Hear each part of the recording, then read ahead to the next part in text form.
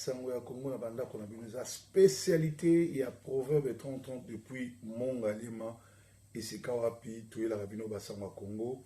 En tout cas eza ya koyinda passage ya Nikki Haley na Kinshasa et Memi makambo ebele. La visite de Nikki Haley à Kinshasa continue à faire réagir, y compris aux États-Unis. Dans un bloc publié lundi, l'ancien conseiller d'Afrique au département d'État, Herman Cohen, livre son analyse de cet événement qui constitue peut-être un tournant dans la crise politique qui traverse la RDC. Ces critiques surtout, écrit-il, à la lecture qu'en ont tout fait certains intellectuels congolais. Immédiatement, après le départ de l'ambassadrice Haley de la RDC, la presse congolaise et internationale a fait état d'une grande déception parmi les intellectuels congolais. Et un certain nombre de personnalités politiques qui l'ont accusé d'avoir aidé le président Kabila à prolonger son séjour au pouvoir ainsi longtemps que possible, bien au-delà des inspirations de son mandat constitutionnel le 31 décembre 2016, observe Herman Cohen. Pour lui, cette critique est totalement erronée et démontre un manque de cohésion de la part des critiques congolais quant à la manière dont la diplomatie américaine et les relations internationales fonctionnent. C'est-à-dire, pour bino bato tout beau critiquer, toyebi que journaliste, chroniqueur, intellectuel congolais, tous ba malade, corrompu, mabe kwa malamu kwa mabe. Alors comment na ndenge na bango na sens na bango ya kozula makambo, mais yebi ndenge diplomatie etambolaka te.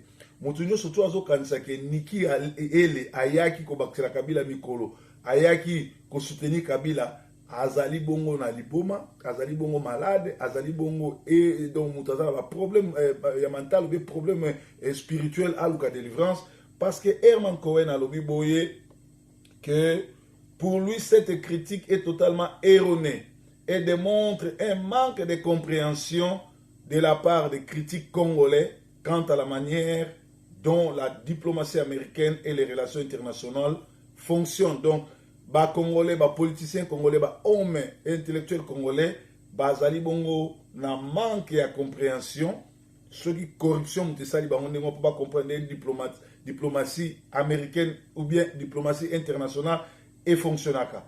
Il aurait été ridicule et contre-productif pour l'ambassadrice Haley de se rendre en RDC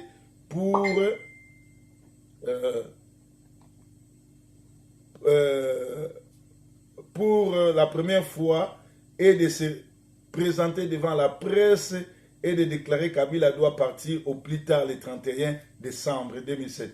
Donc, dans la diplomatie, à koki jamais côté le maliboso ba journaliste awe sabino ki Kabila fois longwa le 31 décembre.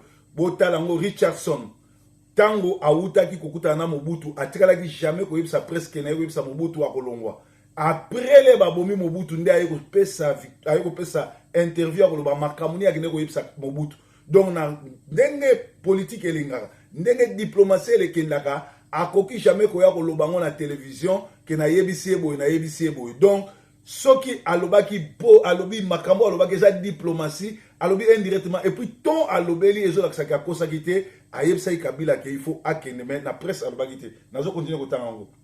Alors et que de rappeler, dans les États-Unis aurait été perdu toute capacité d'influence le régime de Kabila et de protéger leurs intérêts politiques et économiques dans les pays. Na Zongeli. Il aurait été ridicule et contre-productif pour l'ambassadrice Haley de se rendre en RDC pour la première fois et de se présenter devant la presse, déclarer que Kabila doit partir au plus tard le 31 décembre 2017.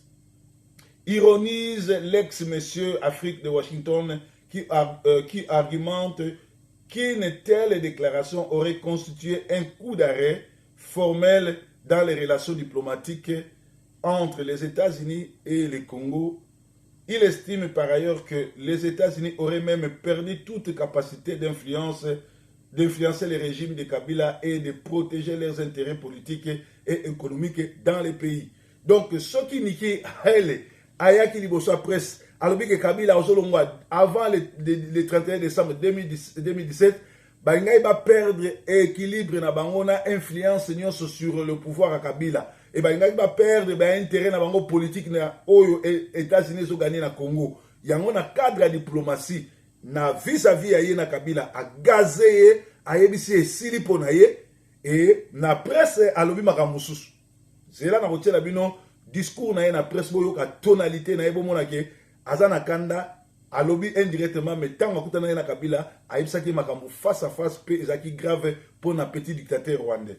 Alors et de rappeler que l'ambassadrice elle a eu une réunion privée de 2 heures avec le dictateur Kabila. Nous ne savons pas ce qu'elle lui aurait dit, mais je suis tout à fait sûr qu'elle a adressé de très forts avertissements au nom du président Trump, s'agissait-il. Donc Kabila n'a hele bazwaki 2 heures du temps. Kabila a eu gazement bayebisi que eza ko suka soka sakani ako vivre oyo Samuel doit vivre ako vivre oyo Savimbi a vivre ako vivre oyo Kadhafi a vivre parce que abomi mingi a lobby makambo ebele. D'ailleurs les rabimi a sali déclaration que ceux qui élection salamité chaque jour mutu moko azokufa, chaque jour mwana moko azokoma soda, c'est-à-dire azola kisadabino que mutu oyo a kokité a échoué lamentablement. Yenda za cause à problème, yenda azo kokboma, yenda azo organiser ba crime, yenda azo organiser ko soit ba militaire, ko soit ba mercenaire, ko kotsa na Congo pour atia nani tout en feu. Voilà, il faut to longola ye pour l'État est continué comme ça là parce que pour le moment Congo est étaté, ils ont un groupe des Almboka moko dirigé par des criminels. Pour Eman Cohen, la déclaration publique de Nikki Haley appelant à des élections en 2018 constitue un véritable ultimatum. Si le gouvernement américain ne voit pas de préparation sérieuse pour l'organisation des élections en 2018, il ne faut en aucun doute que les sanctions actuelles contre les responsables du gouvernement de Kabila seront étendues et intensifiées. Des individus de plus en plus haut placés seront ciblés jusqu'au niveau le plus élevé.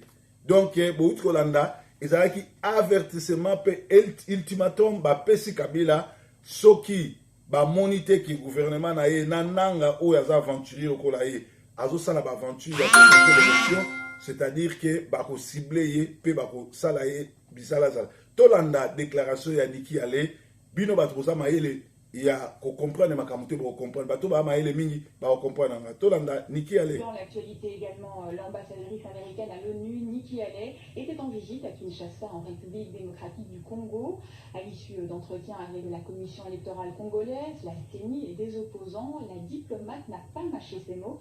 Elle a exigé des élections en 2018. Écoutez.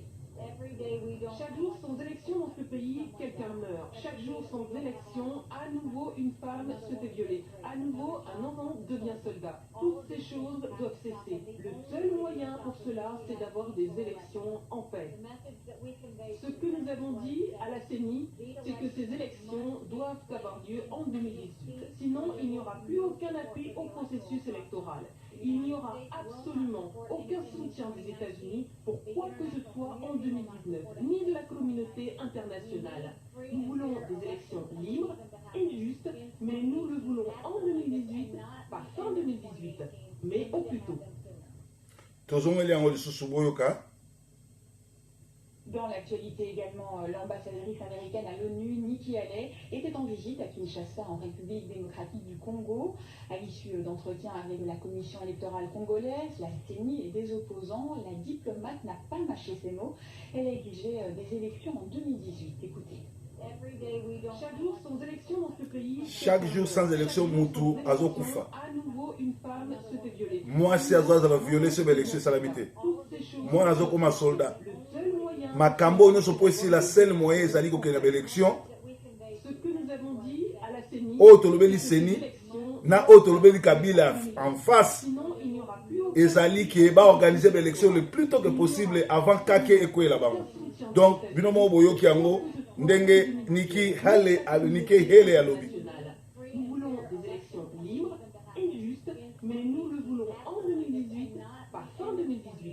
mais au plus tôt. O ezali copte, o ezali mokonzi, azo gangela ba subordonné na ye, o ezali lisolo, oyo niki ale ayaki ko beta na kati ya Congo, po na koyebisa ba Kabila na batu na ye, que eliaki yebi koki, esi esili.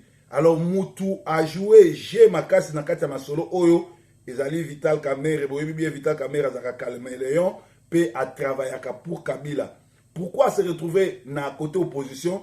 Parce que Niki Hele ayaki pour akutana na Kabila, na gouvernement na PPRD, c'est-à-dire Olengankoi, Chibala, bango tout ba considérer bango lokola bato PPRD, parce que baza batuya, baza son opposition te, basi ba gangeli mukonzi na bango, alors il fallait pas akutana na opposition. Or, Vital Kamerhe azalaka toujours na opposition te, mais azalaka na kati ya majorité ya ba criminel la PPRD, a joué toujours rôle ya agent aner, aya kokota na opposition, a s'infiltrer pour apesa ma ayoka ba déclaration nini oyo batu ya opposition bakoloba pe akeno kofunda na aner. Alors bazo batu oyo bazo comprendre masolo te ezali ba tu oyo ya rassemblement oyo ba permettre ki Vital Kamerhe a réintérêt droit na bango, a réintérêt rang na bango. Bango bazo ba Félix Tshisekedi alobi ba Américain ba imposaki bango. Il fallait que Félix Tshisekedi aille savoir que Vital Kamerhe azala jamais en opposition, azali mutu ya Kabila, azali agent secret ya Kabila, biso to koyi kondime na opposition te. Alors Vital Kamerhe ayaki wana pe po akutana na Niki Hele parce que soki ayaki na opposition te akoyi kokutana na Niki Hele te puisque baksi bayambaki mokonzi Kabila. Alors fengeli boyeba ke masolo nyonso tu oyo opposition na ba memo oyo nyonso opposition akotisaki Vital Kamerhe étant que agent ANR azwaki yango ayebi yango akoyebisa Kabila po bayeba ndenge ni bako contourner yango. Donc ezali siko opposition na biso il faut basala tout basimbisa Kabila touche lokola Kabila liko lika na élection te lokola Niki Hele ayeko gangela yepe ayebisi ke fois kende esengeli ndenge na Goma esalamaki lobby bato bimili banda balobi Kabila balingi esute Kishasa ezwango Bandundu ezwango Bakongo ezwango tous les Congo ebima libanda koloba balingi su Kabila te nde place wana eko aider ba opposition eko aider mokili mobimba eko aider ba américain na ba ami ya Congo oyo bali kozwa décision pona kobenga na Kabila. Alors soki opposition eza corrompue, soki opposition eza na peuple ngonga oyo balanda makambo sami na Kivu ndenge ba na Kivu babimi yai de mort ba tirer ba bomi tout ça na ba image bokota na Facebook na nga ya pasteur Songo Didier Bokomona ngo. Alors to continuer kosimbisa etouche ti Kabila kokende parce que Kabila a peur de pédale, Kabila biliaki ebikoki, Kabila esesili pona ye etikali kaka opposition esimbisa etouche pona e benga na ye. Alors ba sangwa Congo tozo tanga lisusu ba information ba tindeli biso awa po na koyebisa bino makambo ezoleka na Congo. Alors soki bino bozo koka makambo te bino boko koka te boyoka ba Burundais ndenge bazolobela oni sur makambo ezoleka na Congo. Monsieur le Président, avant de faire quelques commentaires très rapides sur ce qui a été dit par le président de la Commission, permettez-moi de rappeler le représentant du Rwanda que le Burundi n'a pas de leçon à recevoir de ce pays-là, un pays qui viole massivement les droits de l'homme et qui emprisonne les femmes et les enfants à longueur de la journée. Donc nous n'avons pas de leçons à recevoir de ce pays-là. Donc à sa place, je m'aurais tué. Donc en ce qui nous concerne, c'est un pays qui se dit victime d'un génocide présumé. Et maintenant, sommes un pays responsable présumé de notre génocide commis dans la région en RDC, qui a emporté plus de 6 millions de personnes. Donc, ce n'est pas une bonne référence pour les droits de l'homme. Maintenant, revenant sur le président de la Commission, très rapidement, vous m'avez mal cité. J'ai dit que le Burundi se réserve le droit souverain de vous traduire devant la justice pour diffamation. Et vous avez oublié d'ajouter pour tentative de déstabilisation du Burundi, et nous comptons le faire, c'est notre droit. Deuxièmement, je voudrais très rapidement vous rappeler, Monsieur le Président de la Commission, que vous avez en face de vous un public averti, un public intelligent, qui ne peut pas avaler tout ce que vous rapportez ici, qui ne peut pas avaler rapport indigeste politiquement motivé comme celui-ci, les déclarations des distingués représentants. Ok, wana ba Burundi bazo gazé ba représentant ya Rwanda na ONU na Nations Unies ko sabango que Rwanda azoloba ke azali victime ya génocide, mais c'est le même Rwanda asali génocide na Congo. Il y a 6 millions de morts, mais biso toyebi que ça plus de 18 millions de morts. Alors ba déclaration oyo iningai que ça la président ya République ya Congo mutu azolobango, mais c'est dommage que Congo azana ba bonne relation na Rwanda place au azwa Obama, tout simplement parce que président actuel à Congo, les criminels rwandais, les criminels Kabila c'est un rwandais asalaka musala ya Rwanda. En tout cas, merci mingi. Lisusu, le monde entier sait que le départ de Kabila du pouvoir constitue l'élément déclencheur de l'œuvre de restauration de la démocratie telle que souhaite la population congolaise. Mais pourquoi Kabila reste toujours là? Pourquoi Kabila est là? Tout simplement parce que l'opposition congolaise ne joue pas bien son rôle. Il semblerait que l'opposition congolaise, il fallait estimer sa Kabila touche et bien sa population, il y na Goma, nenge babimi na Goma, il fallait babima na Kinshasa, babima na Bas-Congo, babima na Bandundu, na Équateur, tous les deux Kassai, na Kisangani, un peu partout, na les deux Kivu, basim sa Kabila touche et koza malam. Alors, et ça qui basangwa mokuse alelo, naza vraiment na mingi olobate, to koti na nécrologie, to bandina no na la grande famille Moubiala est endeuillée. Le grand frère Liévin Moubiala, le premier-né de Moubiala, Dieu qui a donné, Dieu a repris. Toute gloire lui soit rendue. Que son âme se repose en paix. Nous devons maintenant soutenir la famille et nous devons prier parce que Naliwa ya vieux Liévin, où ils ont battu le Beninga, Bobi Olobarama Solo, Bipoli Akufa Olobate, Nokono Liévin Moubiala Soko Akufi Olobate, on a vraiment ma solo à Kati, ma solo famille, pour un respect ya famille, pour un respect à King Kester Menea, Tokoloba et Logo Mokote, mais na kopé sakaka Njoli Moubiala conseil, que liwa ya vieux Liévin, to ya Noko Liévin, était aye, ayeba, kotika biloko ya bana na bana, parce que King Kester Alobaki, biloko nyoso ya bana. King Kester Menea, c'était un grand travailleur, un grand monsieur, de son vivant, à Sombaki Lupango, pour na membre de famille naye, baleki naye, parents naye, à Lojaki Bango, à Somba Balupango et Belé na Kinshasa, tika plus de 10 parcelles. Je ne vois pas pourquoi bateau sur Bapesa Balupango, Bapesa Bino Babien, Bapesa Bino Kombo, Bamemi Bino Napoto, Bokende Kotel, mais la sous Biloko Yabana naye. En tout cas, Toye Bake Babundakana et Bembete, Babundisakana et Bembete, Babundisaka Kwangolo, zone sauté.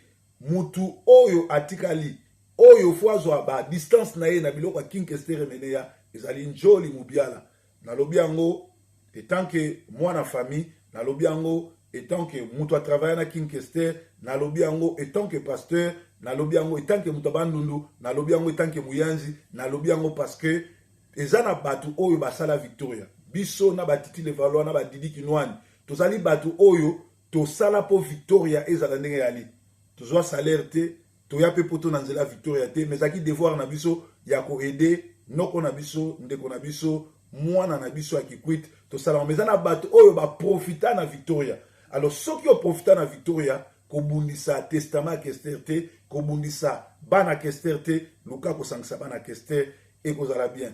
En tout cas Nzambe a batela apesa kimia ke liwa oyo ezongisa bato na nzela bato babunga nzela baeba ko respecter volonté ya moto akufaki pour testament wana lolo mutima akosate testament wana afiniko akosate ezali bel et bien eloko oyo King Kester atika berel de frappe alaki ezali normal pe lisusu na osenga na bana Kester nyonso tu ya Kester oyo nyonso tu ya ba mama na ba oya balaki na ba oya botaki na libanda mariage bozala ini bozana kombo munene bozana kombo ya patrimoine ya kobatela bozana tina welela ba biente papa na bino abota maka azalaka na ngote agani yango na art o nzamba pesaki ye pe ayeba iko dispatch yango azalaki nzete ya malili o batu tu bazali ko yako yetola moi a profite batu tu ya famille na batu tu ya bandu ba profitaki na ye en tout cas boyo kisaye sonité pona bipoli na fulu oyo boyebi de Guimarèche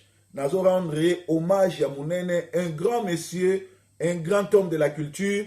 Bipoli na fulu a aidé Tchangu Ebima, a aidé Bana Poto, et à côté na biso nyonso tu Tchangu. Quand je parle de Tchangu, namoni Kimbanseke, namoni Kingasani, namoni Masina, namoni Njili, namoni Nsele, namoni Mikonga, ba côté wana nyonso.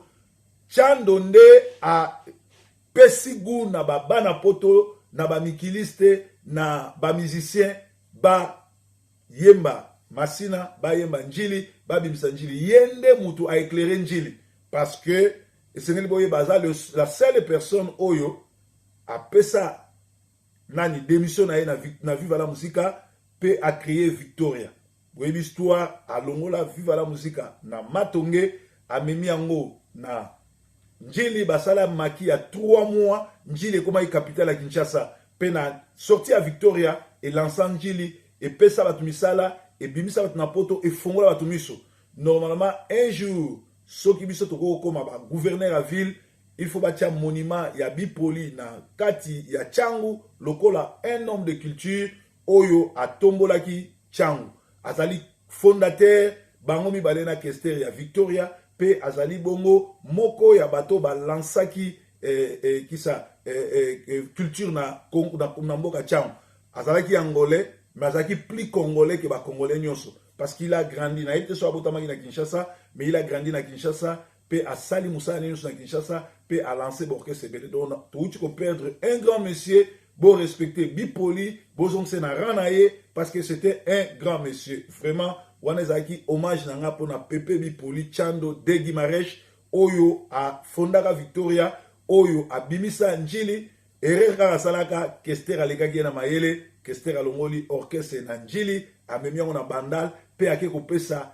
éclairage na bandal donc lumière o ekota na bandal e uta na Njili donc bana bandal boza ba koko na biso boza bana ya Njili bana Tchangu soki biso to éclairaki emene ya te emene ya pe ngaka mema lumière na bandal te boyebi arrivé à Victoria na bandal oyebi ndenge tombola bandal et comme ça bandal Paris mais en réalité soki za na place photo benga Paris na Kinshasa ezali Njili parce que eza na commune moko te oyo bato ba bonga bato baza malamu bato ba misalaka ba milelaka lokola na Njili na Njili ba jeune garçon nyonso ou aza taulier ou aza mécanicien ou aza peintre et puis na chaque lupango na Njili ba na mikiliste chaque lupango na Njili baza bongo na car chaque lupango na Njili ba milesaka bango moko ba jeune na Njili baza lokola ba jeune musute o bakenda komela bangi kokendo beta ba carte ko yiba kusaka kuluna ba jeune na Njili bazali bato ba travailler la muki na tongo ou atekaka bilamba ou asalaka mécanique ou atiaka peinture ou atekaka bakar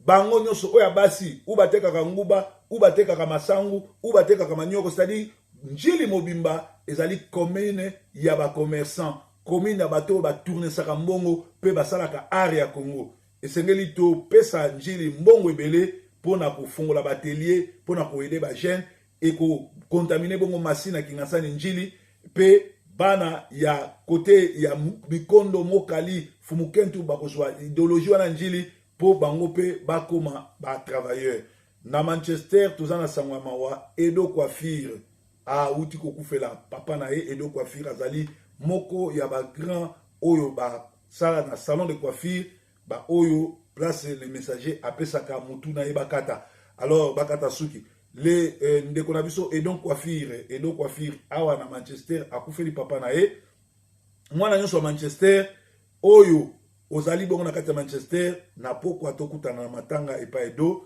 Bible lobby plairont avec ceux qui plairent ezaki bongo basangwa Congo ya lelo donc nzambe nanga amona bino nzambe nanga batela bino tozwa kaka leçon ke ba bundisaka ebembete ba welelaka biloko ya mutu akufa te bakabolaka famille te bazalaka toujours reconnaissant na mutu asali bino malamu so mutu asali bino malamu botombokela ete bobalukela ete just because you are white don't mean I'm wrong. You just haven't seen live from your side.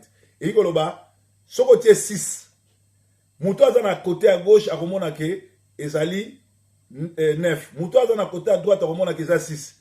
Et l'activité que oyo azoloba ke 6 ezali 9 aza wrong. Donc aza muto abeti libaku bien o azo ba ke 6 ezali 6 abeti libaku to azali banda non mutu na mutu azana raison pour azota la côté na ye donc c'est-à-dire que tant nga azota la côté na nga soki yo zo mona ke za 6 nga nazo mona ke za 9 et la cité que yo za na raison et la cité que nga na za na tort breaking news Yesu Kolo baba for now.